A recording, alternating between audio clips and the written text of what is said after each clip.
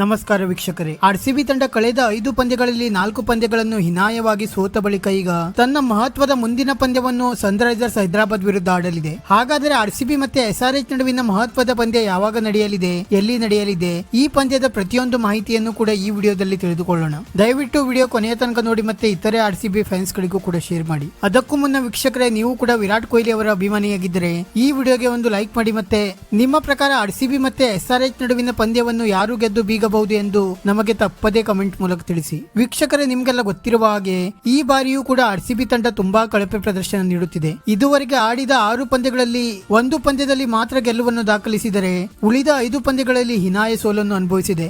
ಆದರೆ ಆರ್ಸಿಬಿ ಬಳಿ ಇನ್ನೂ ಕೂಡ 8 ಪಂದ್ಯಗಳು ಬಾಕಿ ಇದ್ದು ಪ್ಲೇ ಆಫ್ ಹಂತಕ್ಕೆ ಪ್ರವೇಶ ಪಡೆಯಬೇಕಾದರೆ 8 ಪಂದ್ಯಗಳಲ್ಲಿ ಕನಿಷ್ಠ ಪಕ್ಷ 7 ಪಂದ್ಯಗಳನ್ನು ಗೆಲ್ಲಲೇಬೇಕಾದ ಅನಿವಾರ್ಯತೆ ಇದೆ. ಆದ್ದರಿಂದ ಎಸ್ಆರ್ಎಚ್ ವಿರುದ್ಧದ ಪಂದ್ಯ ಆರ್ಸಿಬಿ ತಂಡಕ್ಕೆ ತುಂಬಾ ಇಂಪಾರ್ಟೆಂಟ್ ಆಗಲಿದ್ದು ಯಾವುದೇ ಪರಿಸ್ಥಿತಿಯಲ್ಲಿಯೂ ಕೂಡ ಈ ಪಂದ್ಯ ಗೆಲ್ಲಲೇಬೇಕಾದ ಅನಿವಾರ್ಯತೆ ಇದೆ. ಮತ್ತೆ ಆರ್ಸಿಬಿ ಮತ್ತೆ ಎಸ್ಆರ್ಎಚ್ ನಡುವಿನ ಈ ಮಹತ್ವದ ಪಂದ್ಯ 15 ಏಪ್ರಿಲ್ 2024ರಂದು ಬೆಂಗಳೂರಿನ ಚಿನ್ನಸ್ವಾಮಿ ಕ್ರೀಡಾಂಗಣದಲ್ಲಿ ನಡೆಯಲಿದೆ. ಈ ಪಂದ್ಯದ ಟಾಸ್ ಸಾಯಂಕಾಲ 7 ಗಂಟೆಗೆ ನಡೆದರೆ ಪಂದ್ಯದ ಮೊದಲ ಬಾಲ್ ಅನ್ನು 7:30ಕ್ಕೆ ಎಸೆಯಲಾಗುವುದು. ಆದರೆ ಚಿನ್ನಸ್ವಾಮಿ ಕ್ರೀಡಾಂಗಣದಲ್ಲಿ ಆರ್ಸಿಬಿಯ ರೆಕಾರ್ಡ್ ತುಂಬಾ ಕೆಟ್ಟದಾಗಿರುವುದರಿಂದ ಎಸ್ಆರ್ಎಚ್ ವಿರುದ್ಧದ ಪಂದ್ಯವನ್ನು ಗೆಲ್ಲಬೇಕಾದರೆ ಆರ್ಸಿಬಿ ತಂಡಕ್ಕೆ ತುಂಬಾ ಕಠಿಣ ಪರಿಶ್ರಮ ವಹಿಸಬೇಕಾಗಿದೆ. ಮತ್ತೆ ಆರ್ಸಿಬಿಯ ಪ್ರಮುಖ ಆಲ್ರೌಂಡರ್ ಆಗಿರುವ ಗ್ಲೇನ್ ಮ್ಯಾಕ್ಸ್ವೆಲ್ ಅವರು ಇಂಜುರಿ ಸಮಸ್ಯೆಯಿಂದ ಬಳಲುತ್ತಿದ್ದು ಬಹುತೇಕ ಎಸ್ಆರ್ಎಚ್ ವಿರುದ್ಧದ ಪಂದ್ಯದಿಂದ ಹೊರಗುಳಿಯುವ ಸಾಧ್ಯತೆಗಳಿವೆ. ಒಂದು ವೇಳೆ ಗ್ಲೇನ್ ಮ್ಯಾಕ್ಸ್ವೆಲ್ ಅವರು ಈ ಪಂದ್ಯದಿಂದ ಹೊರಗುಳಿದರೆ ಅವರ ಬದಲಿಗೆ ಯಾರನ್ನು ಪ್ಲೇಯಿಂಗ್ 11 ನಲ್ಲಿ ಕರೆ ತರುತ್ತಾರೆ ಎಂದು ಕೂಡ ಕಾದು ನೋಡಬೇಕಾಗಿದೆ. ವೀಕ್ಷಕರೇ, ನಿಮ್ಮ ಪ್ರಕಾರ ಆರ್ಸಿಬಿ ಮತ್ತೆ ಎಸ್ಆರ್ಎಚ್ ನಡುವಿನ ಈ ಮಹತ್ವದ ಪಂದ್ಯದಲ್ಲಿ ಆರಂಭಿಕರಾಗಿ ವಿರಾಟ್ ಕೊಹ್ಲಿ ಮತ್ತೆ ವೀಲ್ ಜಾಕ್ಸ್ ಅವರಲ್ಲಿ